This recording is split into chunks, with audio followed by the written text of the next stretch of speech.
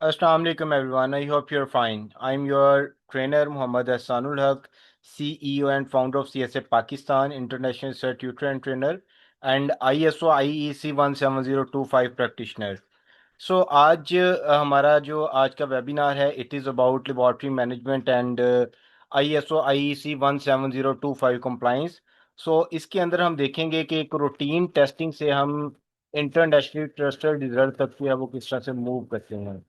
तो यहाँ पे हमारा एक जो क्वेश्चन है कि अगर हमारे पास साइंटिफिकली करेक्ट रिजल्ट हैं, क्या वो कमर्शियली वीक हो सकते हैं? हमने अपने जो लेबॉर्ट्री के किसी भी पैरामीटर के ऊपर जो टेस्ट हैं उसको हम किस तरह से डिफेंसिबल बना सकते हैं, हम किस तरह से उनको एक लेबॉर्ट्री को जो है वो कॉम्पिटेंस के अंदर लेके आ सकते हैं, लेबॉर्ट्री ट्रेसेबिलिटी एंड कंट्रोल क्या होता है। सो हमारा बेसिक क्वेश्चन ये है कि अगर कोई भी एक लेबॉर्ट्री कंपिटेंस ट्रेसेबिलिटी या कंट्रोल को फॉलो नहीं करती तो उसके वो रिजल्ट जो कि साइंटिफिकली दुरुस्त हैं क्या वो कमर्शियली वीक हो सकते हैं कि नहीं। तो इस चीज़ को प्रूव करने के लिए हम आज के वेबिनार के अंदर बात करेंगे। सो ये टॉपिक इम्पॉर्टेंट किस लिए है? वेरी फर्स्ट ऑफ ऑल तो हमारे पास ये बहुत इंपॉर्टेंट चीज़ होती है कि हमारे जो रिजल्ट्स हैं वो हमारी लेबॉर्ट्री की प्रोडक्ट होते हैं। सो हमारा जो लेबॉर्ट्री का सिस्टम है वो एक ट्रस्ट बिल्ड करता है और उसके अलावा हमारा जो आज का गोल है उसके अंदर हम ये देखेंगे कि ISO IEC 17025 GLP के साथ, एक्रीडेशन के साथ और एक स्टूडेंट की प्रोफेशनल ग्रोथ के साथ कैसे लिंक करता है।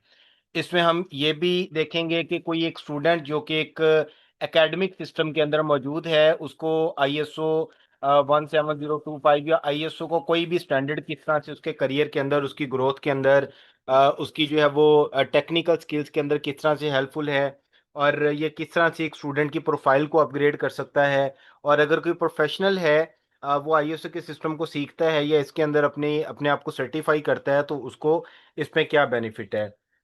इसके अंदर एक चीज है, एक लाइन लिखी है कि career needs more than technique. तो it is the major mistake that we do in our academic life कि हम एक स्पेसिफिक टेक्निक को सीखने के ऊपर वर्क कर रहे होते हैं, लेकिन हमारा करियर समटाइम जो है वो हमसे उससे ज्यादा चीजें मांग रहा होता है। वो चीजें क्या है? उसके अंदर हमारी क्वालिटी है, हमारी डॉक्यूमेंटेशन है, ऑडिट है, रिस्क मैनेजमेंट है। तो हम ये तो सीख लेते हैं कि एक इंस्ट्रूमेंट वर्क कैसे करता है, लेकिन हम ये नहीं सीखते कि एक लेबॉर्ट्री मैनेज कैसे होती है, एक लेबॉर्ट्री के जो रिजल्ट है वो इंटरनेशनली एक्सेप्ट कैसे हो सकते हैं, या जो मैं काम कर रहा हूँ वो इंटरनेशनल स्टैंडर्ड्स के अकॉर्डिंग है कि नहीं।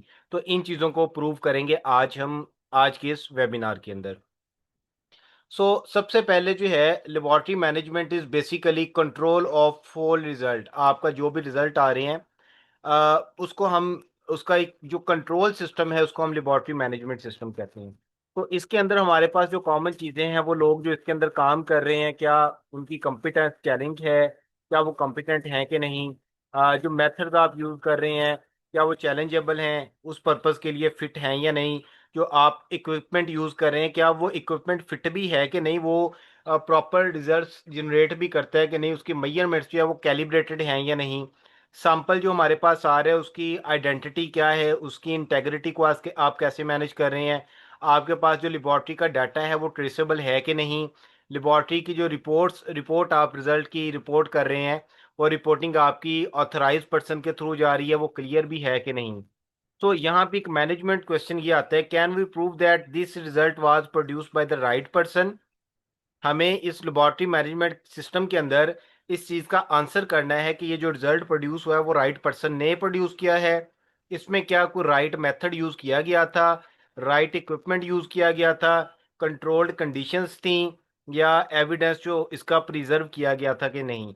अगर आपसे 2 माह बाद, 4 माह बाद, 2 साल बाद भी आता है कि मैंने आपसे ये टेस्ट करवाया था, मुझे इसके ऊपर आपके पास कोई भी डाउट है, तो अगर आपके पास एविडेंस उसका प्रिजर्व होगा, आपके पास रॉ डाटा होगा, तो आप अपनी उन चीज़ों को डिफेंड कर लेंगे। अदरवाइज अगर आपके पास रॉ डाटा नहीं, उसका एविडेंस सेव नहीं है, डाटा की ट्रेसेबिलिटी नहीं है, तो ये चीज़ें आपके पास आपको ट्रबल के अंदर ले आएंगी। ISO या एक लेबॉर्ट्री मैनेजमेंट सिस्टम आपको इन सारी की सारी चीज़ों के अंदर जो है वो एक इंटरनेशनल SOPs प्रोवाइड करता है जिसके अकॉर्डिंग आप अपनी लैब को मैनेज करते हैं, और इस चीज़ को आप लेबॉर्ट्री कंपिटेंस कहते हैं विद ISO स्टैंडर्ड। सो हम सबसे पहले देखेंगे कि ISO 170 इकोसिस्टम जो है उसमें कौन क्या करता है। सबसे पहले ISO है, जो कि स्टैंडर्ड्स को पब्लिश करता है। पब्लिश इज द स्टैंडर्ड, ये 25 के प्लस आज तक स्टैंडर्ड जो है पब्लिश कर चुका है। ISO is basically International Organization for Standardization. उसके बाद आपकी एक्रीडेशन बॉडी आती है, ये वो एक बॉडी है जो कि असेसमेंट करती है कॉम्पिटेंस एंड स्कोप की, और आपको एक्रीडेशन सर्टिफिकेट प्रोवाइड करती है। ये कौन सी बॉडीज हैं हम इनको भी देखेंगे। कोई भी एक लिबॉर्ट्री, आप लैब को मैनेज कर रहे हैं, तो लिबॉर्ट्री का क्या काम है, ये सिस्टम को इम्प्लीमेंट करती है और कंप्यूटर्स को डिमॉन्स्ट्रेट करती है। उसके बाद फिर आ जाता है हमारा एक रेगुलेटर या हमारा कस्टमर जिसके सैंपल को हम टेस्ट कर रहे हैं। सो कस्टमर क्या करता है, ये कस्टमर ही वो पर्सन है जिसने हमें सैंपल सबमिट किया था, लेबॉर्ट्री ने उसको टेस्ट किया था, और बाद में वही जो कस्टमर है अपने उन रिजल्ट्स को यूज़ कर रहा है डिसीजन के लिए, अपनी प्रोडक्ट को सेल करने के लिए, इंपोर्ट के लिए, एक्सपोर्ट के लिए, या वट एवर द थिंग उसका पर्पस था। यहाँ पे की डिस्टिंक्शन ये है कि ISO का काम रिक्वायरमेंट्स को लिखना है। एक्रेडिटेशन बॉडी का काम जो है लेबॉर्ट्री को एक स्टैंडर्ड के अगेंस्ट एवेलुएट करना है, उसकी वैल्यूएशन है, उसकी असेसमेंट है। और लेबॉर्ट्री का काम उस स्टैंडर्ड को इम्प्लीमेंट करके रिजल्ट जनरेट करना है, या अपने ऑपरेशंस को उस एक स्पेसिफिक इंटरनेशनल स्टैंडर्ड के अकॉर्डिंग लेके चलना है। अब यहाँ पे हम बात करेंगे कि ISO को बनाने की जरूरत क्यों पेश आई। अर्ली 90s के अंदर जो है वर्ल्ड ट्रेड ऑर्गेनाइजेशन ये चीज फील की कि डिफरेंट जो नेशनल स्पेसिफिकेशंस हैं ये इंटरनेशनल ट्रेड के अंदर प्रॉब्लम क्रिएट कर रही हैं। लाइक हर कंट्री अपनी नीड के अकॉर्डिंग, अपनी स्पेसिफिकेशन, अपने क्वालिटी स्टैंडर्ड्स के अकॉर्डिंग जो है प्रोडक्ट बनाता है। जब वो ट्रेडिंग के थ्रू इंपोर्ट एक्सपोर्ट कहीं पे भी और होती है, तो वहां पे उसके अंदर कुछ टेक्निकल इश्यूज आते हैं। फिर कुछ टेक्निकल बैरियर थे, लाइक जो सप्लायर थे वो डिफरेंट तरह की रिक्वायरमेंट्स देते थे। किसी कंट्री को किसी एक स्पेसिफिक स्टैंडर्ड की चीज़ चाहिए, किसी दूसरे को किसी और जो है वो स्टैंडर्ड की चीज़ चाहिए। तो यहाँ पे जो मैन्युफैक्चरर थे उनके लिए बहुत प्रॉब्लम थी कि उन्हें ये देखना पड़ता था कि हमें एक चीज़ को किसी भी कंट्री के अंदर अगर भेजना है, या उसके अकॉर्डिंग उनको जो उसकी मैन्युफैक्चरिंग करनी पड़ती थी। तो उसमें हमारे पास जो टेस्ट मेथड या एक्सेप्टेंस क्राइटेरिया था वो हर जगह का डिफरेंट था, और हमें उसके अकॉर्डिंग चलना पड़ता था। उसके बाद रिपीटेड टेस्टिंग और हायर कॉस्ट। जब कोई भी एक चीज़ किसी एक कंट्री से एक्सपोर्ट होती थी तो वहाँ पे उसकी टेस्टिंग होती थी, फिर वो जब अगले कंट्री में जाके इंपोर्ट हो जाती थी, अगला कंट्री इसको इंपोर्ट कर लेता था, तो वहाँ पे अगेन टेस्टिंग होती थी। कोई एक टेस्टिंग की कॉमन स्पेसिफिकेशन मौजूद नहीं थी, प्रोडक्ट की क्वालिटी की कोई कॉमन स्पेसिफिकेशन मौजूद नहीं थी, तो वहाँ पे रिपीटिंग टेस्टिंग के ऊपर हायर कॉस्ट आ रही थी। उसके बाद इंटरऑपरेबिलिटी प्रॉब्लम्स के, like different equipments, different components या टेक्निकल सिस्टम जो है वो मौजूद थे। डिफरेंट कंट्रीज डिफरेंट सिस्टम या डिफरेंट इक्विपमेंट के साथ मल्टीपल सॉफ्टवेयर यूज कर रहे थे।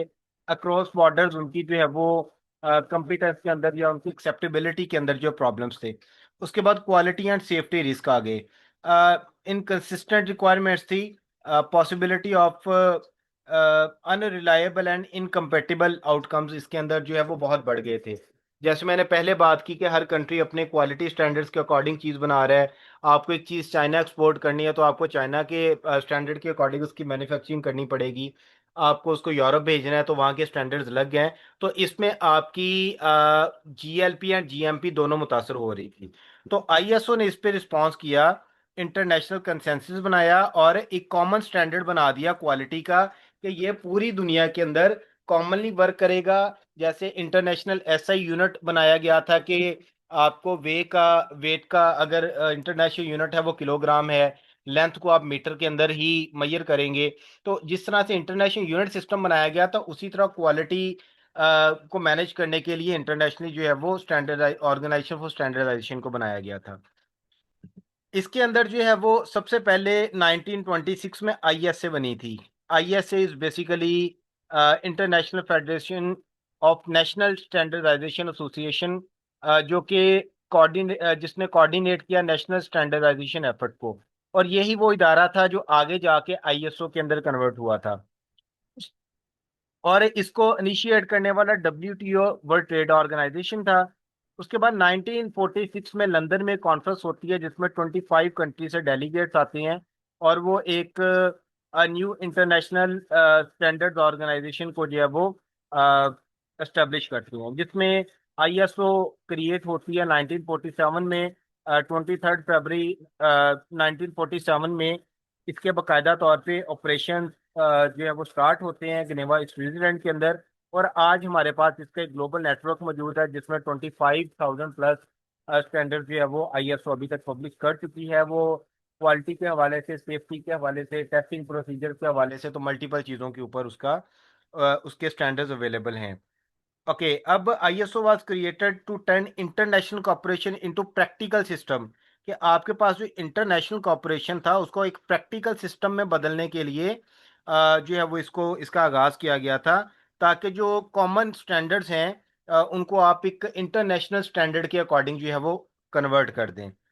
अब आईएसओ के अंदर इसको ऑर्गेनाइज कैसे किया जाता है, इसका नेटवर्क क्या है? तो इसमें आपके पास आईएसओ काउंसिल है, ओवरसाइट और कोर गवर्नेंस जो है वो इसी के अंडर है। ये एक जनरल असेंबली के साथ लिंक है जिसके पास अल्टीमेट अथॉरिटी है या स्ट्रेटेजिक डायरेक्शंस को ये प्लान करती है। इसके पास टेक्निकल कमेटी या टेक्निकल एक्सपर्ट हैं जो स्टैंडर्ड्स को बनाते हैं, उसको रिवाइज करते हैं, उसकी रिवीजन्स करते हैं और उसके ऊपर जो है इम्प्रूवमेंट्स करते हैं। फिर उसके पास एक सेंट्रल सेक्रेटरीट मौजूद है जो कि जिनेवा स्विट्जरलैंड के अंदर काम करता है, जो कि डे टू डे सिस्टम को कोऑर्डिनेट करता है हर कंट्री की चीज़ों के साथ, जो इसके रीजनल ऑफिस हैं उनके साथ वो कोऑर्डिनेट कर रहा होता है और उसके ऊपर चीज़ों को अपडेट कर रहा होता है। फिर आ जाते हैं national bodies, national members. National members या नेशनल बॉडीज ये हैं कि हर कंट्री के अंदर एक नेशनल बॉडी मौजूद है, जैसे पाकिस्तान के अंदर पिनैक है। तो अभी तक जो है वो 176 नेशनल स्टैंडर्ड बॉडीज मौजूद हैं जो कि इस वक्त आईएसओ के मेंबर लिस्ट के अंदर मौजूद है 2026 तक। सो आईएसओ स्टैंडर्ड बेसिकली एक इकोसिस्टम बनाता है जिसके डिफरेंट पर्पसेस हैं। सपोज दैट आईएसओ क्वालिटी के हवाले से, इन्वायरमेंट के हवाले से, सेफ्टी के हवाले से, लेबोरेटरीज के हवाले से या मल्टीपल डिफरेंट सेक्टर्स के हवाले से मल्टीपल स्टैंडर्ड जो है वो पब्लिश करता है, जिसमें आईएसओ 9001 क्वालिटी मैनेजमेंट सिस्टम के लिए है। आईएसओ 14001, 14001 भी कहते हैं, इंटरनेशनल मैनेजमेंट सिस्टम इन्वायरमेंट के लिए है। उसके बाद ISO 45001 occupational health and safety के लिए है। इसका पर्पस जो है वो O H and S risk is basically occupational health and safety risk जो है इसको मैनेज करना है। ISO 22000 basically food safety management के लिए यूज होता है। ISO IC 170 testing and calibration laboratories में यूज होता है। हमारा आज का सारा फोकस इसके ऊपर होगा। आईएसओ 15189 ये वो सिस्टम है जो कि मेडिकल लेबोरेटरीज यूज करती हैं, मेडिकल लेबोरेटरीज या क्लिनिकल लेबोरेटरीज। सो ये मल्टीपल स्टैंडर्ड्स हैं, मल्टीपल डोमेन्स के अंदर जो है वो आईएसओ अपने स्टैंडर्ड्स पब्लिश करता है। तो आप अपनी फील्ड के अकॉर्डिंग देख सकते हैं कि आपको आईएसओ के किस स्टैंडर्ड के अंदर जाके अपनी कैपेबिलिटीज को देखना है या आपको अपनी टेक्निकल स्किल्स को इम्प्रूव करना है। अब आईएसओ ने दुनिया के अंदर जो रियल चेंज लेके आया वो क्या था? आईएसओ से पहले रिक्वायरमेंट जो थी वो डिफरेंट स्पेसिफिकेशंस थी, रिपीटेड एक्सप्लेनेशंस देनी पड़ती थी चीज़ों पे, सिस्टम ज़्यादा अनसर्टन था, कंपैरिजन हार्ड था चीज़ों के बारे में। जब इंटरनेशनल स्टैंडर्ड्स आ गए तो आपके पास एक कॉमन लैंग्वेज आ गई। आप टेस्टिंग के हवाले से, सेफ्टी के हवाले से, क्वालिटी के हवाले से एक कॉमन लैंग्वेज के अंदर बात करने लगे, जिसमें आपकी जो रिक्वायरमेंट थी सिस्टम के हवाले से वो कंसिस्टेंट रिक्वायरमेंट थी। आपकी जो कंपेरेबल अप्रोचेस थी, आपके पास एक क्लियर रिस्पॉन्सिबिलिटी थी, अक्रॉस बॉर्डर जो है आपके पास कम्युनिकेशन बहुत बेटर हो गई।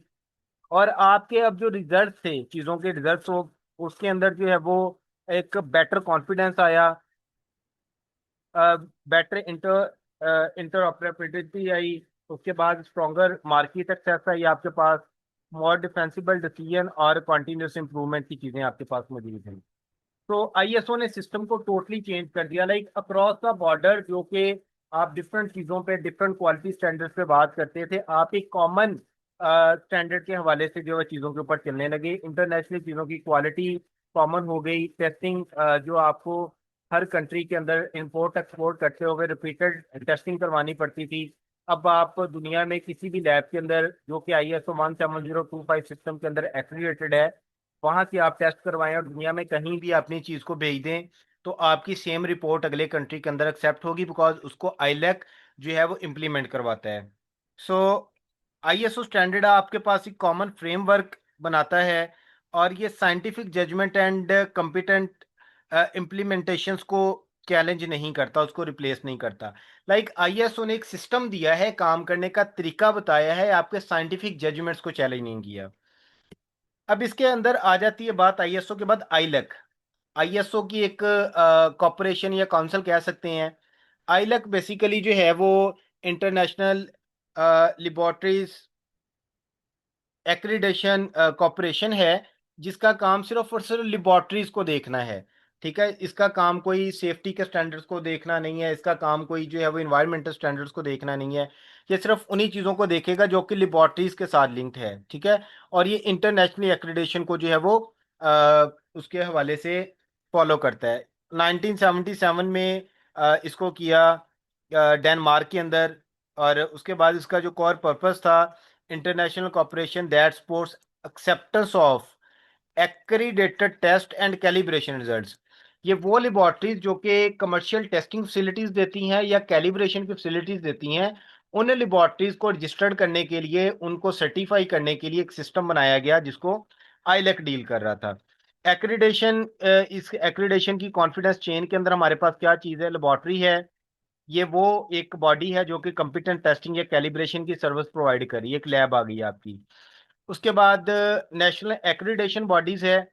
नेशनल एक्रीडेशन बॉडी हर कंट्री का वो मेंबर था जो कि आईलैक के साथ आगे जाके उसके साथ जो है वो लिंक था या उसके साथ सर्टिफाई हुआ था।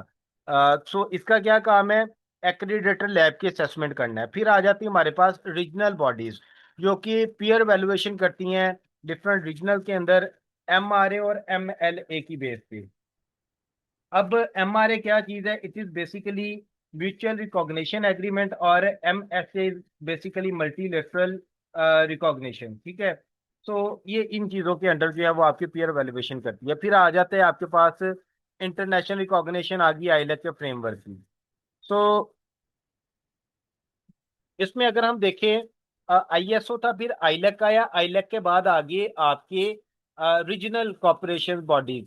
ठीक है, रीजनल कॉपरेशन बॉडीज के अंदर जो पाकिस्तान है वो लिंक है एपक के साथ, Asia Pacific region, Asia Pacific accreditation corporation. इसी तरह यूरोप के लिए जो है वो यूरोपियन कॉरपोरेशन फॉर एक्रीडेशन है। ठीक है, सो इस तरह डिफरेंट दुनिया के डिफरेंट रीजन्स के अंदर डिफरेंट उनकी बॉडीज मौजूद है। तो रीजनल रियल का लेयर का मतलब है पीयर कॉन्फिडेंस के साथ हार्मोनाइज एक्रीडेशन पार्टीज प्रैक्टिस करना है। डिफरेंट जो नेशनल पार्टीज हैं उनको आपस में लिंक करना है। नेशनल पार्टी से मुराद क्या है? पाकिस्तान के अंदर वो नेशनल बॉडी है, नेशनल पार्टी पिनैक है, पाकिस्तान नेशनल एक्रीडेशन काउंसिल जो कि पाकिस्तान के अंदर ISO के एक्रीडेशन सिस्टम को इम्प्लीमेंट करता है। तो अब इसको एक फ्लो के अंदर अगर हम देखेंगे तो इंटरनेशनली हमारे पास आईलैक मौजूद है जो कि ग्लोबली वर्क करता है। रीजनल लेवल पे हम एपक के साथ, एशिया पैसिफिक एक्रीडेशन कॉरपोरेशन के साथ लिंक है। नेशनल लेवल के ऊपर हमें पिनैक डील करता है, पाकिस्तान नेशनल एक्रीडेशन काउंसिल। और फिर आ जाती है हमारी लेबोरेटरी। तो ये एक प्रॉपर ग्रास रूट लेवल तक हमारा सिस्टम का एक वर्क फ्लो बन गया। तो पिनैक बेसिकली क्या, कब एस्टेब्लिश हुआ था? 1998 के अंदर इसको जो है वो ministry of science and technology के अंदर इम्प्लीमेंट किया गया, लाइक एस्टेब्लिश किया गया। Ministry of science and technology इसको डील करती है पाकिस्तान के अंदर। और इसकी एक्रेडिटेशन जो सर्विसेज थी 2001 के अंदर इनको बाकायदा तौर पे लॉन्च कर दिया गया।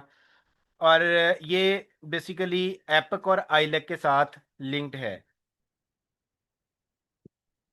उसके बाद ISO 17025 हमने कहा ये वो सिस्टम है जो कि टेस्टिंग लेबोरेटरीज और कैलिब्रेशन सर्विसेज प्रोवाइड करने के लिए जो लेबोरेटरीज हैं ये उनके ऊपर लागू होता है। तो कुछ और स्टैंडर्ड्स को भी देखते हैं, जैसे ISO 9001 क्वालिटी मैनेजमेंट का स्टैंडर्ड है।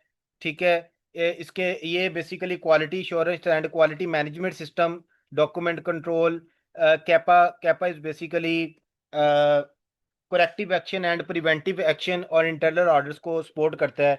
इसी तरह से ISO 14001 इन्वायरमेंटल मैनेजमेंट का है, ये इन्वायरमेंटल कंप्लायंस, वेस्ट और रिसोर्स मैनेजमेंट को डील करता है। इसी तरह से ISO 45001 occupational health and safety के ऊपर काम करता है, जिसमें रिस्क असेसमेंट है, हैजर्ड है, इंसिडेंस प्रिवेंशन है। इसी तरह ISO 22,000 फूड सेफ्टी मैनेजमेंट है, ये फूड सेफ्टी सिस्टम हैसप इंटीग्रेशन के साथ लिंक होता है। ISO 1589 मेडिकल लेबॉर्ट्रीज की कंपिटेंस क्वालिटी को जो है वो डील करता है।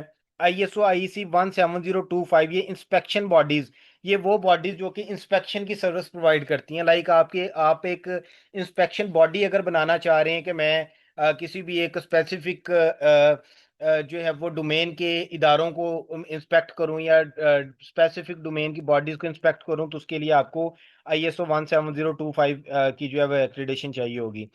सो उसके बाद ISO 17043 ये बेसिकली प्रोफिशिएंसी टेस्टिंग प्रोवाइडर हैं। वो इदारे जो कि PT प्रोवाइड करते हैं। PT या प्रोफिशिएंसी टेस्टिंग क्या है, ये आगे जाके हम देखेंगे। हमें अपनी लेबोरेटरी की कंपिटेंस को या अपने रिजल्ट्स को वेरीफाई करने के लिए जो है वो PT करनी पड़ती है।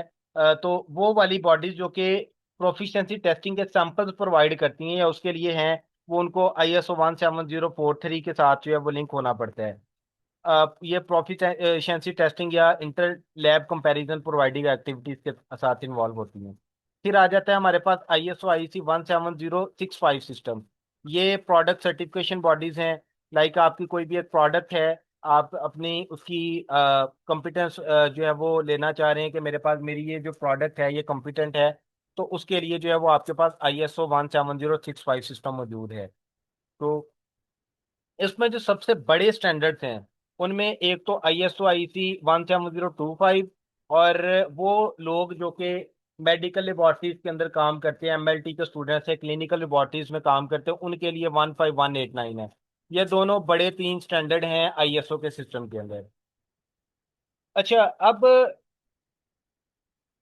ISO/IEC 17025 जो है वो किस तरह से मैटर किस तरह से करता है। ये ग्लोबल लैंग्वेज देता है। हमने कहा इस चीज़ के बारे में, कॉन्फिडेंस के बारे में, लेबोरेटरी मैनेजमेंट सिस्टम के बारे में। इस चीज़ को हमने थोड़ा सा पहले भी देखा कि ISO है, फिर आपकी एक्रीडेशन आ गई, आपने एक्रीडेशन ली, जिसमें आपका पाकिस्तान के अंदर फिनैक ने आपको असेसमेंट दी, फिर आपका लैब मैनेजमेंट सिस्टम आ गया। आपके लैब मैनेजमेंट सिस्टम के अंदर आपके लोग थे, वो लोग जो पर्सोनल उसमें काम कर रहे थे, आपके मेथड्स, टेस्ट मेथड्स हैं, इक्विपमेंट्स हैं, आपका रिकॉर्ड है, आपके जो लेबॉर्ट्री के टेस्ट को डैमेज करने वाले या डिफरेंट मल्टीपल चीज़ों के ऊपर जो रिस्क हैं वो हैं। फिर आपके पास आ जाता है ट्रस्टेड रिजल्ट। ये वो वाले रिजल्ट हैं जिसको आपकी कंपिटेंस लेबोरेटरी कंपिटेंस ने जो है वो सपोर्ट किया है। ठीक है, ये वो रिजल्ट हैं जो कि डिफेंसेबल हैं। आप कहीं पे भी आप ये क्लेम करते हो कि मेरा अगर लैब ISO सिस्टम के अंदर काम कर रही है, मेरी हर चीज चेकलिस्ट के अकॉर्डिंग है, इंटरनेशनल स्टैंडर्ड्स के अकॉर्डिंग है, मेरे जो पर्सोनल हैं वो जो है वो कॉम्पिटेंट हैं, मेरे जो टेस्ट मेथड हैं वो स्टैंडर्ड टेस्ट मेथड यूज हुए हैं, हर चीज मेरी अप टू द मार्क है, तो मेरे टेस्ट रिजल्ट को आप दुनिया में कहीं पर भी ले जाके चैलेंज कर लें, ये एक्यूरेट होंगे। सो इसके आगे हम जो है वो ISO 17025 के ecological technical competition, technical competence, उसके मैनेजमेंट सिस्टम और डेली लेबोरेटरी प्रैक्टिस के बारे में देखते हैं, बात करते हैं। तो ISO/IEC 170 इसका जो लेटेस्ट वर्जन हमारे पास मौजूद है, जो पाकिस्तान में दुनिया में अभी इस वक्त वर्क कर रहा है, दैट इज 2017। सो ये स्टैब्लिश क्या करता है, international requirements for the competence of testing and calibration laboratories. वो लेबोरेटरीज जो कि टेस्टिंग की सर्विस दे रही हैं या कैलिब्रेशन की सर्विस दे रही हैं, उनको जस्टिफाई करता है। अक्रॉस द बॉर्डर ये competence impartiality and consistent operations को श्योर करता है। Applicable across laboratories field and organisational sizes के अकॉर्डिंग जो है वो आप इसका इंफ्रास्ट्रक्चर बनाते हैं। Accreditation is granted for a defined scope. ऐसा नहीं है कि आपकी लेबोरेटरीज के अंदर जो है वो 25 टेस्ट अगर आप कर रहे हैं 25 डिफरेंट पैरामीटर्स के ऊपर, तो आप 25 के 25 टेस्ट के ऊपर जो है वो इंटरनेशनली कॉम्पिटेंट है। ऐसा पॉसिबल नहीं है कि आप एट अ टाइम जो 25 को कहें जी मेरी एक्रीडेशन है। नो, आपका एक स्कोप डिफाइन होता है कि आपकी लेबोरेटरी के अंदर अगर 25 डिफरेंट पैरामीटर्स को टेस्ट करने की कैपेबिलिटी है, तो उन 25 में से कितने ऐसे टेस्ट हैं जो कि इंटरनेशनल स्टैंडर्ड के ऊपर आपकी लेबोरेटरी उनको श्योर कर सकती है। आप इंटरनेशनल स्टैंडर्ड्स के अकॉर्डिंग उनका रिकॉर्ड मेंटेन कर सकते हैं, आपके पास पर्सनल कंपिटेंट है, और ये मल्टीपल चीज़ें हैं। तो वो सारी की सारी चीज़ें जो है वो आपके पास उसमें देखी जाती हैं, और एक स्पेसिफिक पैरामीटर के अकॉर्डिंग आपका स्कोप डिफाइन किया जाता है, जिसमें आपकी लेबॉर्ट्री जो है वो एक्रीडेट होती है। तो अब यहाँ पे एक प्रैक्टिकल टेक अवे पे हम बात करते हैं। Accreditation is evidence about specific activity. कोई एक स्पेसिफिक टेस्ट या पैरामीटर के ऊपर आपने एक्रीडेशन ले ली, the laboratory has demonstrated it it can perform competently. Like ये वो एक स्पेसिफिक पैरामीटर या स्कोप है जिसको लेबोरेटरी कॉम्पिटेंटली मीट कर सकती है, परफॉर्म कर सकती है। आप उस स्कोप के ऊपर जो है वो अपनी एक्रीडेशन लेते हैं। अच्छा, अब इसमें नेक्स्ट जो बात आ गई, ISO 17025 2017 के क्लॉज में आपके ऊपर। इसके बेसिकली 5 पिलर्स हैं, क्लॉज 4, 5, 6, 7 एंड 8। अब इसकी अगर डेप्थ के अंदर जाएं तो ये तकरीबन 5-10 घंटे की एक बड़ी ट्रेनिंग बनेगी। तो हम इसका सिर्फ ओवरव्यू लेते हैं कि जिसका जो क्लॉज 4 है, ये आपको ISO/IEC 17025 PDF आप लिखेंगे गूगल के ऊपर, तो आपको इसका PDF फॉर्म के ऊपर जो स्टैंडर्ड है आपको वो भी इजीली अवेलेबल होगा। आप उसको डाउनलोड करके स्टडी कर सकते हैं, और उसको लाजमी स्टडी कीजिएगा। क्लॉज 4 जो है वो क्लॉज 4 जनरल रिक्वायरमेंट्स में बात करती है। इसमें दो चीज़ें आती हैं, इम्पार्शियलिटी एंड कॉन्फिडेंशियलिटी। ये क्या होता है, इन सबको आगे एक्सप्लेन करते हैं। लेबॉर्ट्री की स्ट्रक्चर रिक्वायरमेंट, उसकी लीगल आइडेंटिटी क्या है, कौन सी ऑर्गेनाइजेशन को ऑन कर रही है, उसके अंदर रिस्पॉन्सिबिलिटीज क्या है, किस पर्सन की क्या ऑथराइजेशन है। उसके बाद रिसोर्स रिक्वायरमेंट आ गई। सॉरी, रिस्पॉन्सिबिलिटी के अंदर ये आएगा कि कौन सा पर्सन क्या चीज़ परफॉर्म करने के लिए जो है वो उसकी रिस्पॉन्सिबिलिटी है।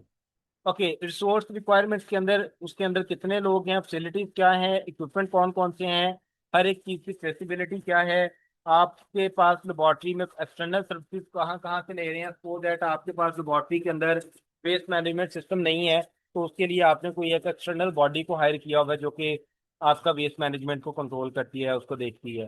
तो एक्सटर्नल सर्विसेज आ गई। प्रोसेस रिक्वायरमेंट के अंदर आपका क्लाइंट रिक्वेस्ट क्या कर रहा है, वो क्या टेस्ट करना चाह रहा है, या उसकी रिक्वायरमेंट क्या है, आप टेस्टिंग मेथड जो यूज़ कर रहे हैं क्या वो इंटरनेशनल स्टैंडर्ड मेथड हैं, आपकी सैम्पलिंग क्या है, आपकी रिपोर्ट किस तरह से मैनेज होते हैं, आपके जो टेस्ट हैं उसकी वैलिडिटी क्या है, आपकी रिपोर्टिंग के SOPs क्या है, अगर आपके पास कोई क्लाइंट कंप्लेन करता है तो आपने उसको कैसे मैनेज करना है, उसको किस तरह से इंटरटेन करना है। उसके बाद मैनेजमेंट सिस्टम रिक्वायरमेंट के अंदर आपके पास चीज़ें आ जाती हैं कि आपके पास डॉक्यूमेंट्स को कैसे आप डील करते हैं, डॉक्यूमेंट्स की ऑथराइजेशन क्या है, कंट्रोल डॉक्यूमेंट क्या है, अनकंट्रोल डॉक्यूमेंट क्या है, ऑब्सलीट डॉक्यूमेंट क्या है। उसके बाद फिर आपकी लेबॉर्ट्री के जो रिस्क हैं वो क्या क्या हो सकते हैं, आप अपनी लेबॉर्ट्री के अंदर मौजूद होने वाले, लेबॉर्ट्री में परफॉर्म होने वाले डिफरेंट टेस्ट या डिफरेंट इवेंट्स या डिफरेंट एक्टिविटीज के अंदर इम्प्रूवमेंट कैसे करते हैं। कैपा को आप किस तरह से डील करते हैं। Kappa is basically corrective action and preventive action, कि अगर आपके पास कोई एक गलती हो गई है तो आपने उसको करेक्ट कैसे करना है, उसकी रिस्क असेसमेंट कैसे करनी है, कोई गलती होने से बचने के लिए आपने प्रिवेंटिव एक्शन आपके पास क्या क्या मौजूद है। आप लेबॉर्ट्री के ऑर्डर्स को किस तरह करेंगे, और लेबॉर्ट्री के इंटरनल चेक्स को किस तरह से देखेंगे, और उसका मैनेजमेंट रिव्यू आप किस तरह से करेंगे। सो इसकी जो क्लॉज 4 एंड 5 है वो लेबॉर्ट्री के ऑपरेटिंग इन्वायरमेंट को डील करती हैं। इसकी क्लॉज जो 6 है वो सप्लाईज कैपेबिलिटीज को देखती है। जो क्लॉज 7 है वो कंट्रोल ऑफ वर्क को देखती है, और क्लॉज 8 जो है वो सिस्टम अपने आप से सीख के खुद को इम्प्रूव कैसे कर रहा है। तो इस सिस्टम के अंदर फ्लेक्सिबिलिटी है, अपनी ही गलतियों से ये सिस्टम खुद को इम्प्रूव करता है, उसके ऊपर करेक्टिव एक्शन लेता है, उसके ऊपर प्रिवेंटिव एक्शन लेता है। ठीक है, और आप ISO 17025 के अंदर अगर आप वर्क करते हैं तो आपकी वर्किंग कैपेबिलिटी, या आप इस सिस्टम को सीखते हैं तो आपकी वर्किंग कैपेबिलिटीज, आपकी टेक्निकल थिंकिंग बहुत ज्यादा इंप्रूव होती है। तो इट्स अ की नोट फॉर स्टूडेंट्स की इस सिस्टम को लाजमी तौर पर सीखें। अच्छा, क्लॉज 4 के अंदर क्या चीजें मौजूद हैं।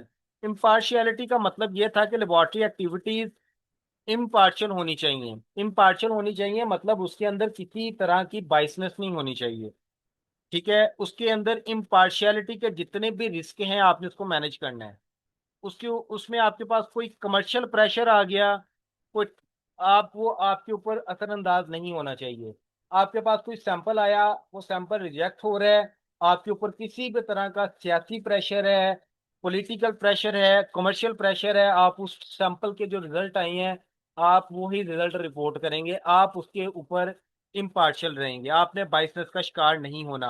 आपके पास किसी ऐसे पर्सन का सैंपल आ गया जिसमें आपका पर्सनल इंटरेस्ट है, कॉन्फ्लिक्ट ऑफ इंटरेस्ट है, आपका आपकी उसके साथ कोई लड़ाई है, कोई आपका उसके साथ किसी भी किस्म की जो है वो चीजें चल रही हैं, तो आप उसको जो है वो उसके दरमियान में नहीं आने देंगे, आप अपने डिसीजन के अंदर इम्पार्शियल रहेंगे।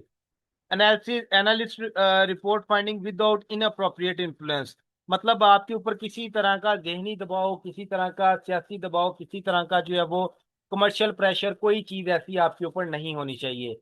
इवन दैट आपका बॉस आपको कहता है चेंज दीज रिजल्ट, तो आप इसको चेंज नहीं करेंगे, बिकॉज आपने उसके अंदर इम्पार्शियलिटी को साइन किया हुआ है। सेकंड थिंग आ जाती है कॉन्फिडेंशियलिटी, कि आपके पास जो भी इंफॉर्मेशन आपके पास आई है कस्टमर के सैंपल की, रिपोर्ट की, आपके पास जो भी उसके अंदर मेथड या फॉर्मुलेशन यूज हुए हैं, आप उसको कॉन्फिडेंशियल रखेंगे। आपकी लेबोरेटरी एक्टिविटीज कॉन्फिडेंशियल रहेंगी। आप क्लाइंट डाटा किसी भी अनऑथराइज पर्सन के साथ शेयर नहीं करेंगे। अन पब्लिश या रिसर्च डाटा के ऊपर आप बात नहीं करेंगे। और आपके पास जो भी इलेक्ट्रॉनिक रिकॉर्ड की एक्सेस है वो आपके पास कॉन्फिडेंशियल रहेगी। ठीक है। तो आप अगर ट्रस्ट सिग्नल देंगे किसी भी क्लाइंट को, तो आपके जो क्रेडिबल रिजल्ट हैं must be technically sound and produce without inappropriate influence। आपने जो भी कुछ करना है उसके अंदर अनबाइस्ड रहना है, इम्पार्शियल रहना है, और आपकी लैब की हर एक्टिविटी कॉन्फिडेंशियल रहनी चाहिए। तो क्लॉज 4 इस चीज को सपोर्ट करती है। आगे देखते हैं, क्लॉज 5 के अंदर हमारे पास तीन चीजें आती हैं, हमारा स्ट्रक्चर है, हमारी रिस्पॉन्सिबिलिटी है, और हमारी अथॉरिटी है। टॉप मैनेजमेंट है हमारे पास स्ट्रक्चर के अंदर। सबसे पहले टॉप मैनेजमेंट, जो भी इदारे की मैनेजमेंट है, उस इदारे के अंदर आपके पास लेबोरेटरी मैनेजमेंट सिस्टम आ गया। उस लैब के अंदर काम करने वाले लोग, उसके रिसोर्सेज क्या हैं, उसके अंदर कितने लोग काम कर रहे हैं, वो उनकी उनके पास क्या क्या अथॉरिटी है या क्या क्या रिस्पॉन्सिबिलिटी है। ठीक है, आप अथॉरिटीज को डिफाइन करते हैं कि इक्विपमेंट को डील करने की अथॉरिटी किसके पास है, लैब का जो एक मेथड है उसको चेंज करने की अथॉरिटी किसके पास है, जो रिपोर्ट है उसके अंदर आपको किसी भी तरह की कोई टेक्निकल रिव्यू के दौरान किसी भी तरह की कोई एरर नजर आ गई तो उसको ठीक करने की अथॉरिटी किसके पास है, रिपोर्ट को फाइनल रिव्यू करके साइन करने की अथॉरिटी किसके पास है। तो आप अपनी रिस्पॉन्सिबिलिटी एंड अथॉरिटीज को डिफाइन करते हैं, और उसके बाद आप अपने सिस्टम की इफेक्टिवनेस को देखते हैं। टेक्निकल फंक्शन के अंदर आपकी जो मेथड्स हैं, क्या वो स्टैंडर्ड मेथड्स हैं, आपके रिजल्ट्स जो हैं वो क्या डिफेंसेबल हैं, इम्पार्शियल हैं, आपके जो टेक्निकल रिकॉर्ड्स हैं क्या वो पूरे हैं।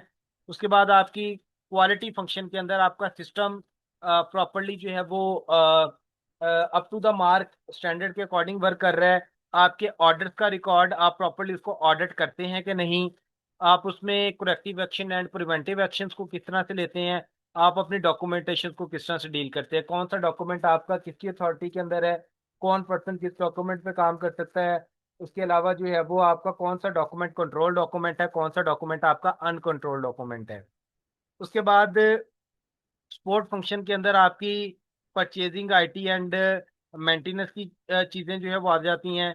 ऑथराइज रिपोर्टिंग के अंदर आपका टेक्निकल रिव्यू आ गया, ऑथराइजेशन आ गया, एंड क्लाइंट के साथ कम्युनिकेट करने के लिए कौन ऑथराइज्ड है। तो ये सारी की सारी चीज़ें आ गई।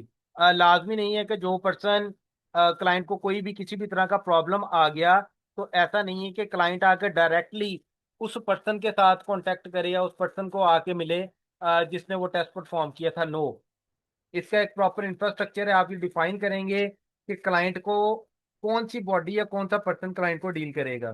क्लाइंट कोई भी रिक्वेस्ट लेके आता है, कोई कंप्लेन लेके आता है, तो वो कंप्लेन या वो रिक्वेस्ट या वो टॉप मैनेजमेंट के पास जाती है, फिर लेबोरेटरी मैनेजमेंट के पास आती है, फिर उस पर्सन के पास आती है जिसने उस चीज के ऊपर वर्किंग की थी। तो एक प्रॉपर इंफ्रास्ट्रक्चर के थ्रू काम होता है। तो management principle, people need defined responsibility, authority and communication. आपके पास सिर्फ जॉब टाइटल्स नहीं है, यहाँ पे हर बंदा अपनी रिस्पॉन्सिबिलिटी के लिए जो है वो रिस्पॉन्सिबल है अपनी चीज़ों के लिए। ऐसा नहीं है कि अगर कोई एक हर एक की रिस्पॉन्सिबिलिटी डिफाइन है। कोई पर्सन ए है, वो किसी पर्सन बी का काम नहीं कर सकता। हाँ, अगर आपकी क्वालिटी मैनेजर जो है वो, या आपका जो टेक्निकल मैनेजर है, सॉरी टेक्निकल मैनेजर है, अगर उसने आपको अथराइज किया हुआ है कि आप पर्सन बी की गैर मौजूदगी में उसकी चीजों को कर सकते हैं, तो तभी आप पर्सन बी के काम को हाथ लगा सकते हैं। अदरवाइज आप पर्सन बी की रिस्पॉन्सिबिलिटीज के अंदर इंटरफेयर नहीं करेंगे। तो ये सिस्टम आपको यहाँ तक स्ट्रिक्टली जो है वो चीजों को फॉलो करने का कहता है। क्लॉज 6 के अंदर हमारे पास बात आ जाती है कि resource turn competence into compatibility, कि आपके पास पर्सोनल है। पर्सोनल से मुराद वो लोग जो काम कर रहे हैं, आपकी टीम, उनकी कंपिटेंस क्या है, क्या वो कंपिटेंट है। जब उनको आईएसओ सिस्टम के अंदर आपने ऐड किया था, तो आपने क्या उनकी ट्रेनिंग्स पूरी की थी। पर्सोनल के पास क्या ऑथराइजेशन है, उसकी ट्रेनिंग एंड मॉनिटरिंग। अगर आपके पास कोई पर्सोनल मौजूद है और उसका ट्रेनिंग रिकॉर्ड ही मौजूद नहीं है, उसका मॉनिटरिंग रिकॉर्ड ही मौजूद नहीं है कि उसके सीनियर ने उसको मॉनिटर किया था कि नहीं, उसको ट्रेन किया था कि नहीं, तो ये आपके पर्सोनल के रिकॉर्ड के ऊपर या उसकी कंपिटेंस के ऊपर एक बहुत बड़ा सवालिया निशान होता है। आपकी फैसिलिटीज जो हैं, फैसिलिटी किस तरह से जो है वर्क कर रही है, सुटेबल इन्वायरमेंट है, उसके अंदर कोई कंटेमिनेशन, इंटरफेरेंस वो कंट्रोल्ड है या नहीं।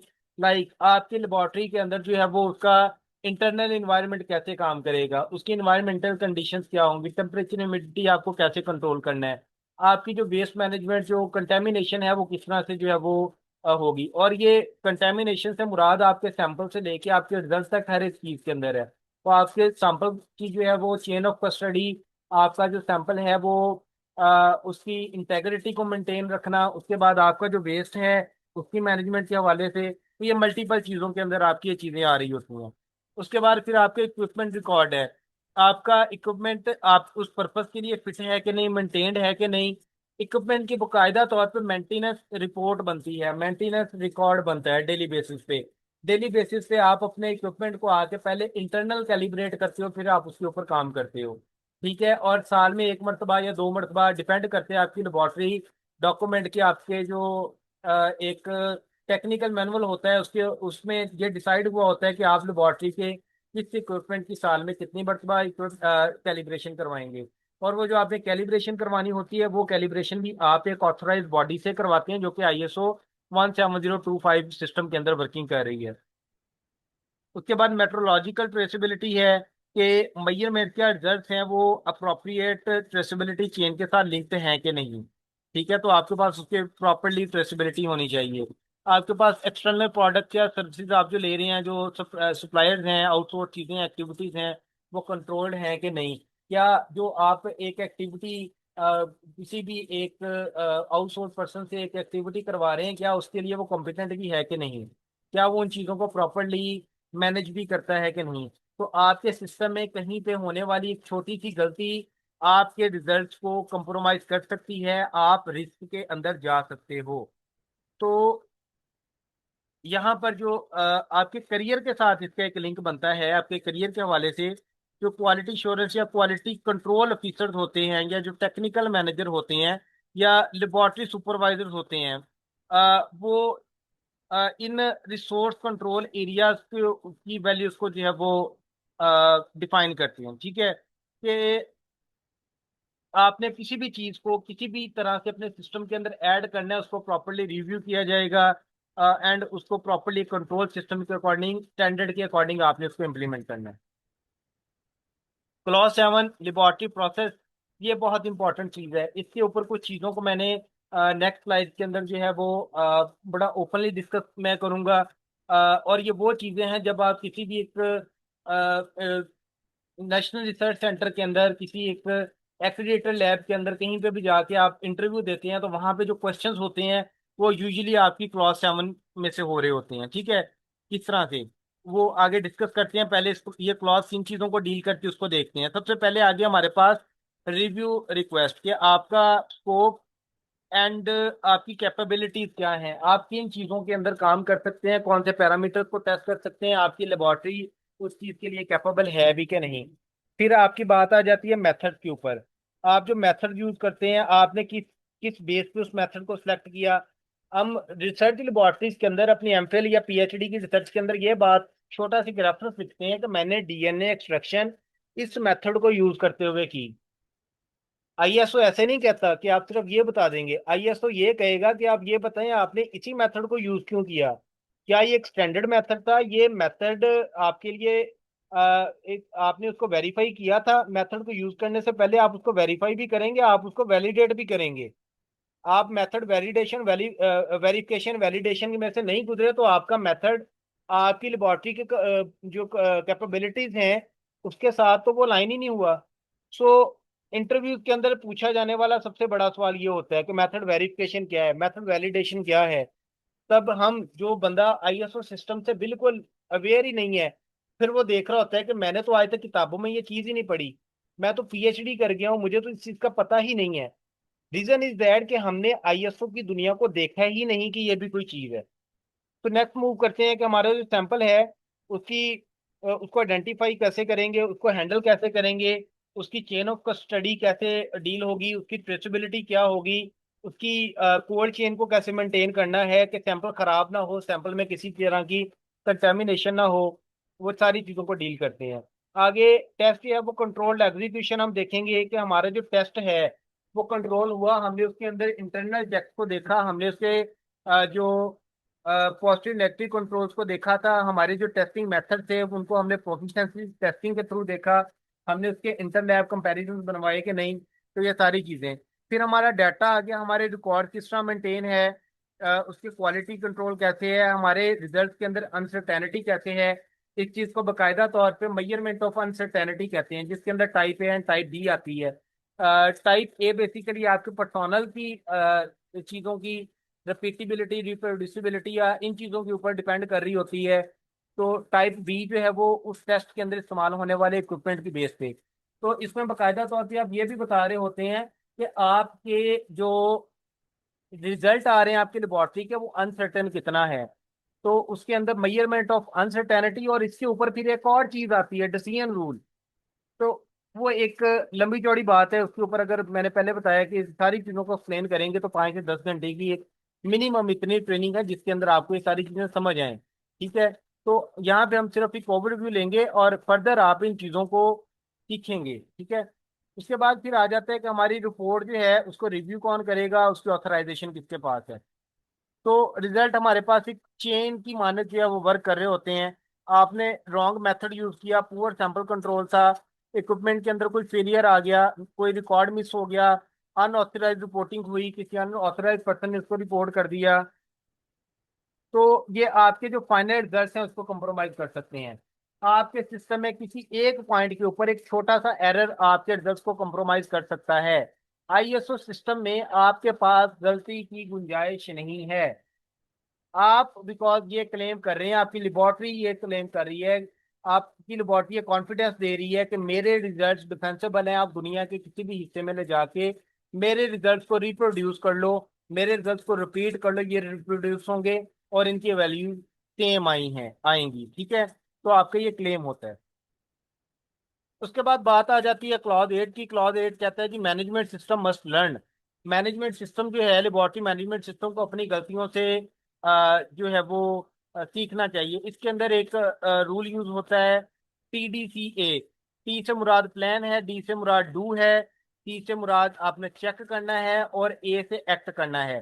तो plan, do, check and act के बाद आप अगेन प्लान, ये एक साइकिल है। तो प्लान में आप क्या करते हैं, आप अपनी पॉलिसीज बनाते हैं कि मेरी लैब पॉलिसी क्या है, मेरे लैब के अंदर जो पॉसिबल रिस्क हैं वो क्या हैं, मेरी लैब के ऑब्जेक्टिव क्या हैं, मेरे रिसोर्सेज क्या हैं। रिसोर्सेज के अंदर पर्सोनल वगैरह, एक्सटर्नल बॉडीज, वो हर चीज़ आ गई, हमने पीछे डिस्कस किया क्लॉज 6-7 के अंदर। डू के अंदर आपको क्या करना है, आपके कंट्रोल प्रोसेसेस क्या हैं, आपके रिकॉर्ड के अंदर क्या क्या चीज़ जो है वो आपने कंट्रोल करनी है, कौन सी चीज़ को अनकंट्रोल रखना है, आपके जो प्रोसेस है ये किस तरह से वर्क करेंगे। आपने चेक्स के अंदर आपके इंटरनल ऑडिट्स आ गए, आपकी जो टेस्टिंग मेथड्स हैं उनकी वैलिडेशन आ गई, उसकी वेरिफिकेशन आ गई, वैलिडेशन आ गई, आपके जो डिफरेंट रिव्यूज हैं, इसमें टेक्निकल रिव्यूज आ गए, ये चीज़ें। एक्ट में आपने क्या करना है, आपने यहाँ इन 3 चीजों से सीखा, यहाँ पे आप इंप्रूव कर रहे हैं, आप करेक्टिव एक्शन लेंगे, आप प्रिवेंटिव एक्शन को डिफाइन करेंगे और आप उसको इंप्रूव करेंगे। ठीक है। तो ये एक बेसिकली मैनेजमेंट लूप है, और इसी लूप के अंदर आप अपनी ही लेबोरेटरी अपनी ही गलतियों से सीखती है और अपनी ही गलतियों से अपने आप को इम्प्रूव करती है। अच्छा, डिफेंसिबल रिजल्ट को बिल्ड कैसे किया जाता है? सबसे पहले आप देखेंगे कस्टमर की नीड क्या है, आप उसका क्वेश्चन डिफाइन करेंगे, उसकी स्पेसिफिकेशंस को देखेंगे कि कस्टमर टेस्ट क्या करवाना चाह रहा है। फिर आप देखेंगे कि मेरे पास जो सैंपल आया है उसकी आइडेंटिटी, सैंपल की आईडी जो कस्टमर ने दिया, कस्टमर के रिक्वेस्ट लेटर के ऊपर सेम आईडी मौजूद है कि नहीं, सेम बैच मौजूद है कि नहीं, आपने अपनी लेबोरेटरी का एक अपने अपनी लेबोरेटरी का स्पेसिफिक आइडेंटिटी नंबर उसको दिया कि नहीं। उसके बाद सैंपल की इंटेग्रिटी, सैंपल क्लाइंट ने जिस कंडीशन के अंदर आपको दिया है आपने उसकी इंटेग्रिटी को मेंटेन रखना है। सैंपल में आपकी एंड पे किसी तरह की कंटेमिनेशन ना हो, सैंपल की चेन ऑफ कस्टडी को मेंटेन करना है।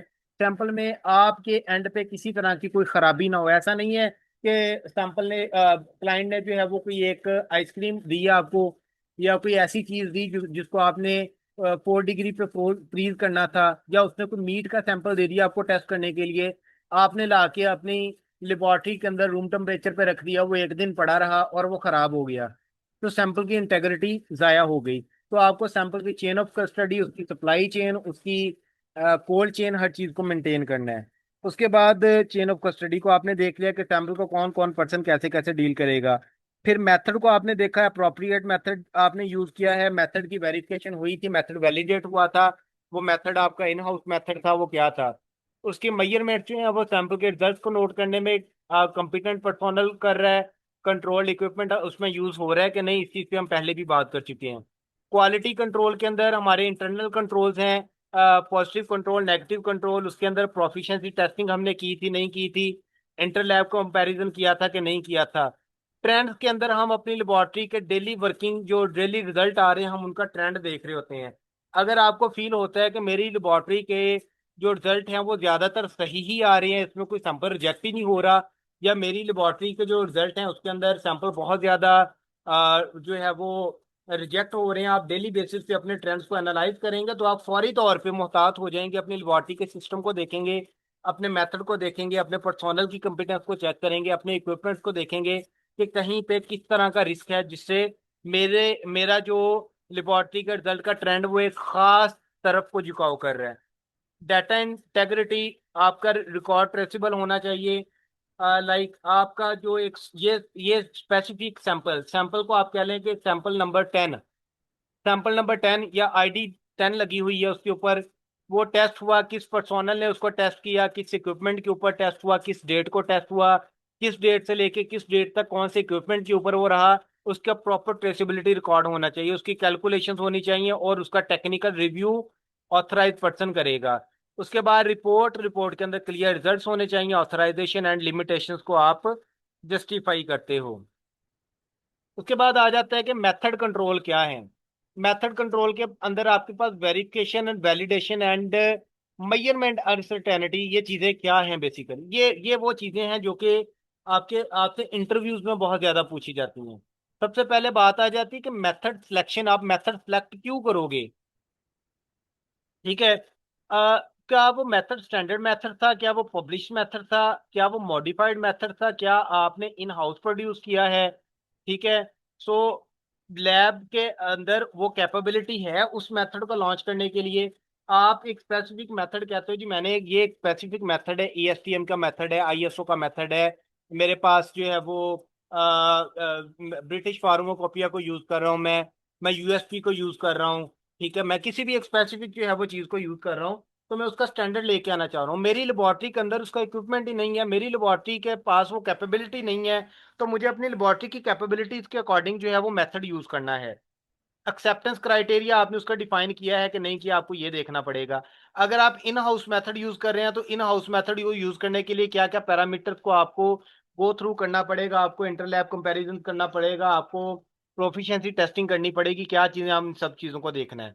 फिर आपके पास आ जाती है कि मेथड वेरिफिकेशन एंड वैलिडेशन। ये पेप्टा के कुछ देर पहले इंटरव्यूज हुए, उसमें जो लोग इंटरव्यू दे के आए, उनके बताने के मुताबिक ये बहुत ज्यादा पूछा गया क्वेश्चन था वहां पे। तो इस तरह मल्टीपल इदारे जो है वो इन चीजों के ऊपर क्वेश्चन करते हैं आपसे इंटरव्यूज में। Verification is basically demonstrate that the laboratory can achieve required performance with the method, कि लेबोरेटरी उस स्पेसिफिक मेथड को यूज करके स्पेसिफिक परफॉर्मेंस अचीव कर सकती है कि नहीं, ये मेथड वेरिफिकेशन है। वैलिडेशन क्या है कि method is fit for its intended use when validation is required, कि मतलब आपने कोई एक स्पेसिफिक मेथड को वैलिडेट किया अपने लैब के एनवायरनमेंट के अकॉर्डिंग, उसके अंदर कोई भी मॉडिफिकेशन की तो आप उसको वैलिडेट करोगे। जस्ट लाइक आपने एक इन हाउस मेथड बनाया या कोई एक मेथड के अंदर आपने किसी तरह की मॉडिफिकेशन करके आपने उसका इंटर लैब कंपेरिजन कराया या प्रोफिशिएंसी टेस्टिंग के थ्रू आपने उसको उसका एविडेंस दिया, जस्टिफाई किया। फिर आ गई आपके पास मेजरमेंट अनसर्टेनिटी। मेजरमेंट अनसर्टेनिटी ये है कि मैंने पहले भी थोड़ा सा एक्सप्लेन किया, टाइप ए टाइप बी, कि आपकी लेबोरेटरी के अंदर होने वाले जितने भी इवेंट्स है आपने उसकी अनसर्टेनिटी को वैल्यूएट करना है। ठीक है, ताकि उसकी डिस्पर्शन या उसके जो मेजरमेंट के अंदर जो भी आपके चीजें जो है वो अनसर्टेनिटी आ रही है, आप उसको मैनेज कर सकें और आप उसको अपनी लेबोरेटरी के 95% लेवल ऑफ कॉन्फिडेंस के अंदर आप ले सकें। ठीक है। अब एक स्टूडेंट के लिए यहाँ पे की नोट ये है, आई use a method is not enough. ठीक है, मेथड को यूज करना इनफ नहीं है। Show why it is appropriate, ये अप्रोप्रिएट क्यों है। हाउ परफॉर्मेंस वाज डिमॉन्स्ट्रेटेड, तो आपको ये भी देखना है कि मैं इसी मेथड को यूज क्यों कर रहा हूँ। तो आईएसओ सिस्टम ये कहता है कि आपने अगर मेथड यूज करना है, डीएनए एक्सट्रैक्शन का मेथड, आपने सिर्फ ये नहीं कहना मैंने फलां पेपर में से उठाया था, आपको उसका वेरीफाइड मेथड बताना है, क्या वो डीएनए एक्सट्रैक्शन सही भी करता है कि नहीं।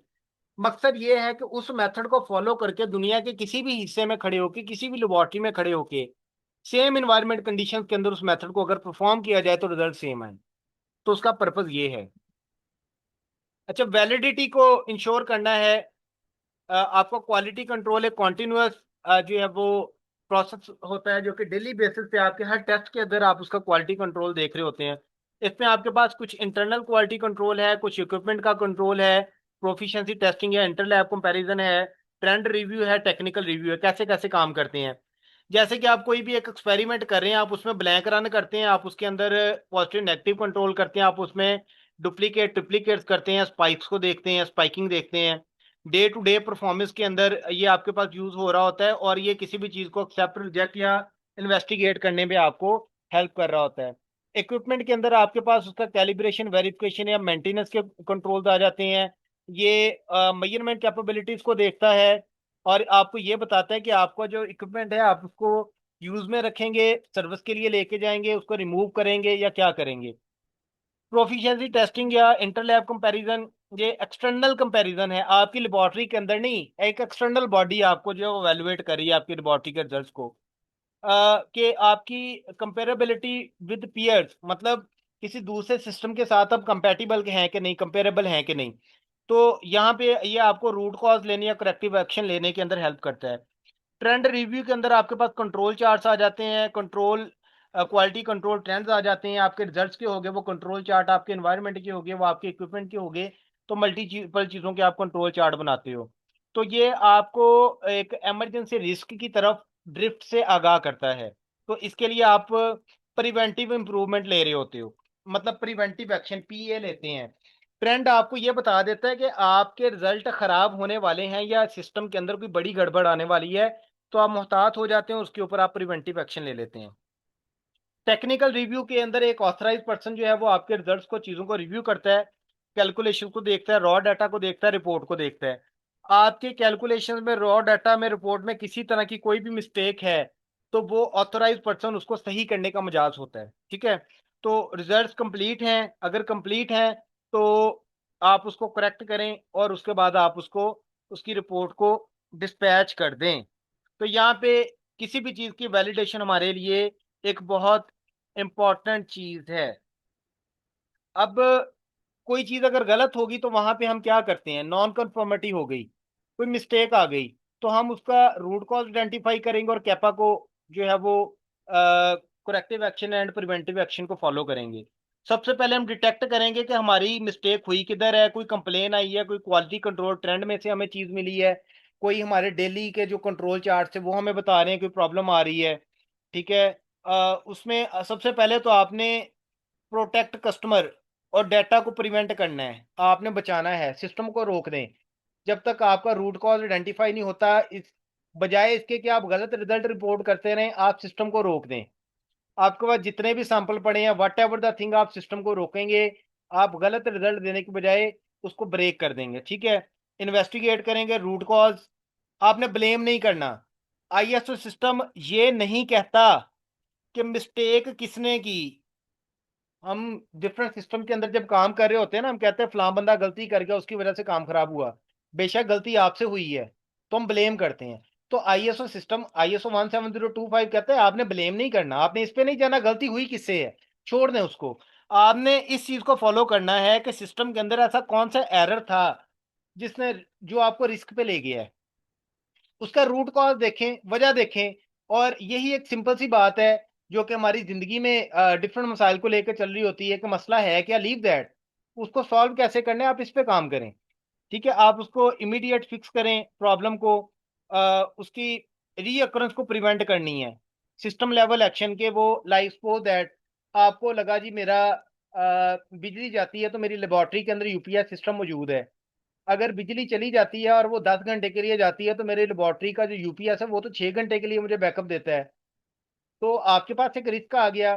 तो अब आप उसको सिस्टम के अंदर प्रिवेंट कैसे करेंगे? आप बैकअप जनरेटर भी लेंगे कि अगर 6 घंटे से ज़्यादा पावर फेलियर होता है या एट द स्पॉट मेरा यूपीएस जो है वो किसी भी तरह से खराब हो जाता है, तो मेरे पास एक पावर बैकअप तो हो ना।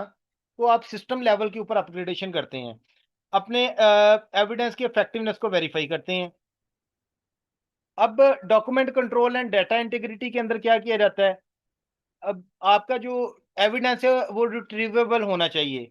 डॉक्यूमेंट्स में हमारे पास पॉलिसीज हैं, एसओपीज हैं, मेथड्स हैं, फॉर्म्स हैं और स्पेसिफिकेशंस हैं। इसकी इसमें आपके पास कंट्रोल अप्रूवल है कि डाटा बनाएगा कौन, डाटा को रिवाइज कौन करेगा, डाटा को इम्प्रूव कौन करेगा। डाटा कोई ऑब्सलीट डॉक्यूमेंट है तो आपने उसकी प्रिवेंशन कैसे करनी है, हिस्ट्री को कैसे चेंज करना है। कोई आपके पास डॉक्यूमेंट ऑब्सलीट हो गया तो लाजमी है आप उसके ऊपर ऑब्सलीट डॉक्यूमेंट की स्टैंप लगाएं। ठीक है? आपको कोई एक पर्सनल आया, उसने एक ऐसे मेथड को उठा के फॉलो कर लिया जो कि ऑब्सलीट हो चुका है, जिसको आपकी लेबोरेटरी फॉलो ही नहीं कर रही, तो आपके रिजल्ट कंप्रोमाइज हो जाएंगे। तो आपने उसकी प्रॉपरली चीज़ों को देखना है, आपने रिकॉर्ड्स को देखना है। आपका जो रॉ रिकॉर्ड है, रॉ डाटा है, वो आपकी फाइनल रिपोर्ट के साथ मैच होना चाहिए। ऐसा नहीं है कि आपने अपने जो डेली बेसिस पे जिस रजिस्टर पे आप रिजल्ट नोट करते हैं उसके ऊपर रिजल्ट कुछ और लिखे हुए हैं, जो रिपोर्ट आपकी क्लाइंट के पास गई आप उसके ऊपर कोई और रिजल्ट दे रहे हैं। आप अपनी कैलकुलेशन को, क्वालिटी कंट्रोल को, इक्विपमेंट रिकॉर्ड को, अपने ट्रेनिंग्स के रिकॉर्ड को, अपनी रिपोर्ट को, हर चीज के रिकॉर्ड को मेंटेन करेंगे। आपका ऑडिट होता है, ऑडिटर आके कहता है कि आपने इस साल के अंदर कितनी इंटरनल ट्रेनिंग्स करवाई हैं, कितनी एक्सटर्नल ट्रेनिंग्स करवाई हैं। आपने ट्रेनिंग तो की थी, लेकिन आपके पास ट्रेनिंग का रिकॉर्ड भी, आपने डॉक्यूमेंट भी बना लिया, लेकिन उस ट्रेनिंग का अटेंडेंस ही अंदर मिसिंग है। जब अटेंडेंस ही नहीं होगी ट्रेनिंग की, तो ऑडिटर कैसे मान ले कि भाई आपने ट्रेनिंग करवाई है? ठीक है? अब उस ट्रेनिंग के रिकॉर्ड के अंदर आपके पास उसकी असेसमेंट भी होनी चाहिए कि अर्ली असेसमेंट, पोस्ट असेसमेंट, उसकी, उसके ट्रेनर का रिकॉर्ड, उसकी अटेंडेंस, हर एक चीज आपके पास मौजूद होनी चाहिए। Record should remain legal, identifiable, retrievable and protected. उसके बाद डिजिटल डाटा, डिजिटल डाटा की एक्सेस को कंट्रोल करेंगे। ठीक है? कहाँ पे एप्लीकेबल है, बैकअप कहाँ पे रखना है, ऑथराइजेशन किसके पास है, उसकी रिटेंशन क्या है।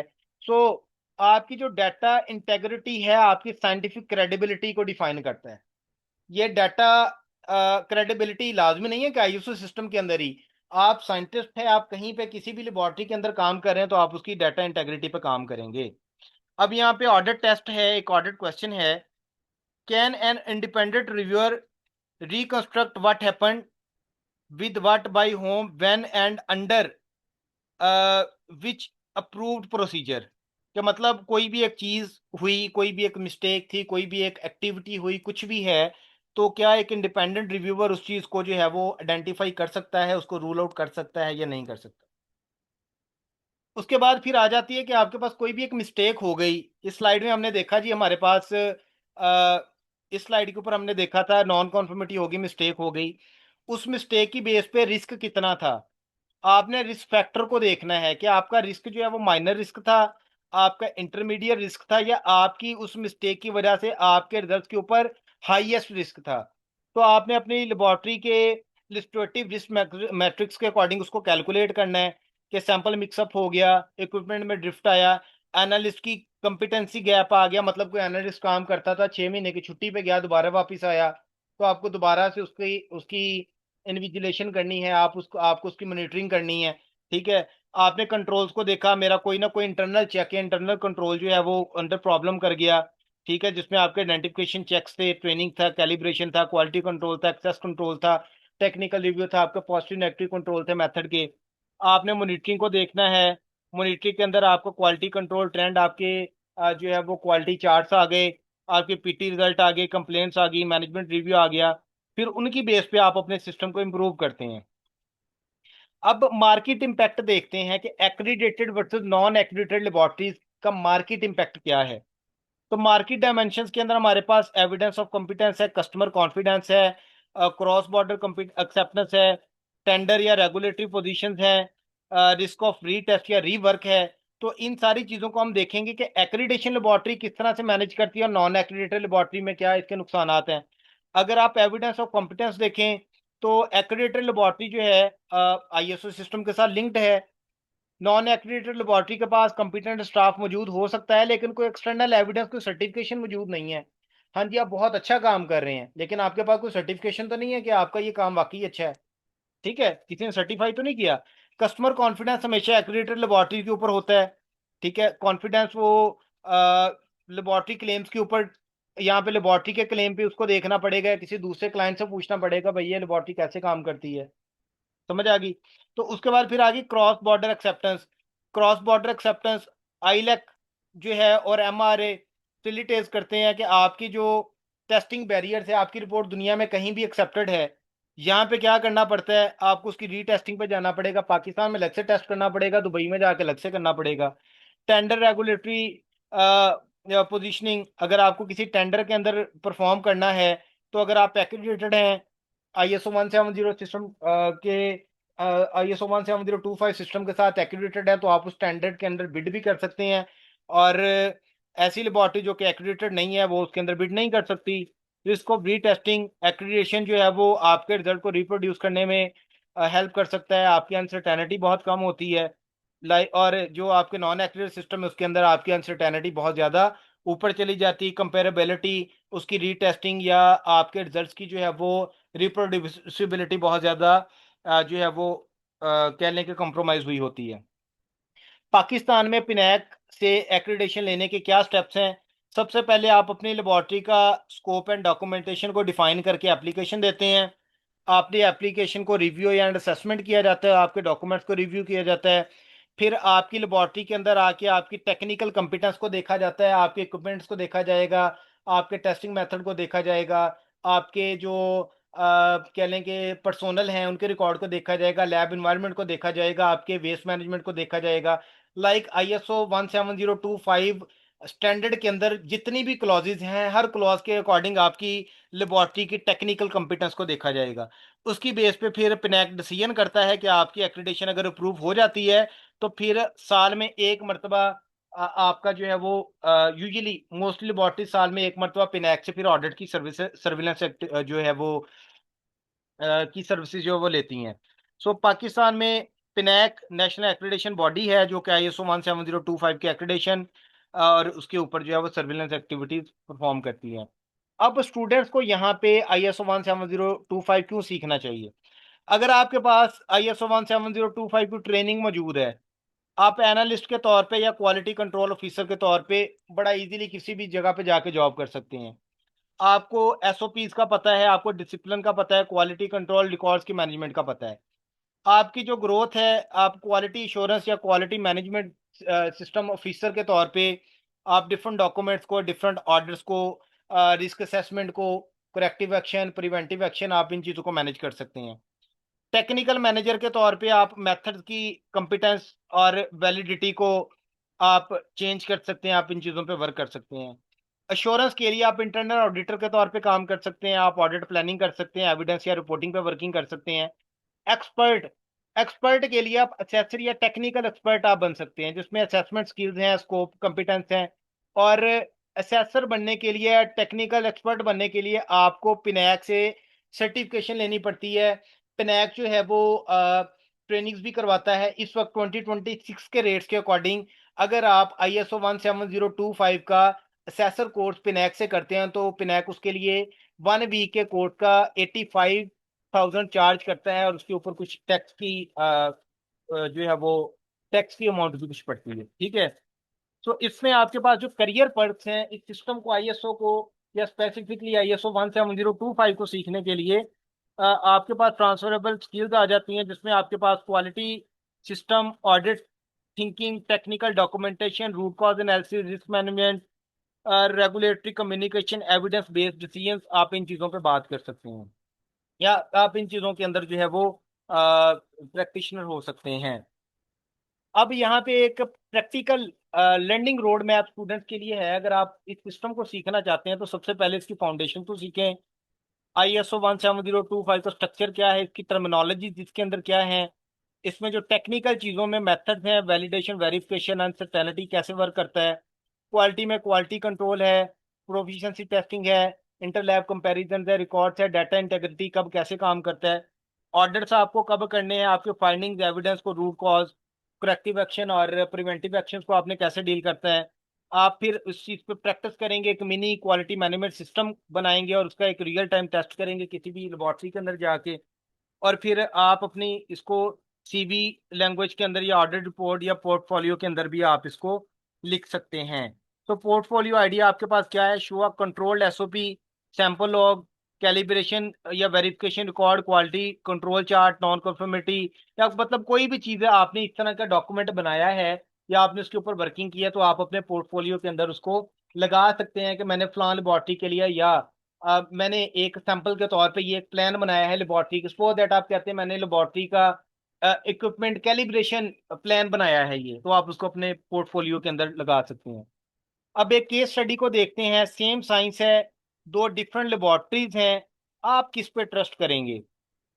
टेस्ट करेक्ट है, यहाँ पे लैब बी के अंदर ट्रस्ट डिफेंसिबल है, मतलब दोनों का काम ठीक है।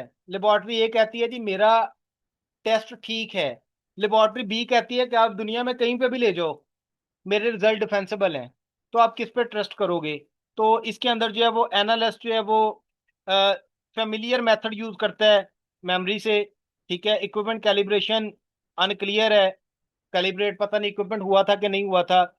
सैंपल की जो रिसिप्ट है ट्रेसेबल ही नहीं है, रॉ डाटा इनकम्प्लीट है, क्वालिटी कंट्रोल फेलियर है, रिपोर्ट जो इशू हुई है कोई टेक्निकल रिव्यू के बगैर हुई है, लेकिन लैब ए क्लेम कर रही है कि मेरा टेस्ट ठीक है।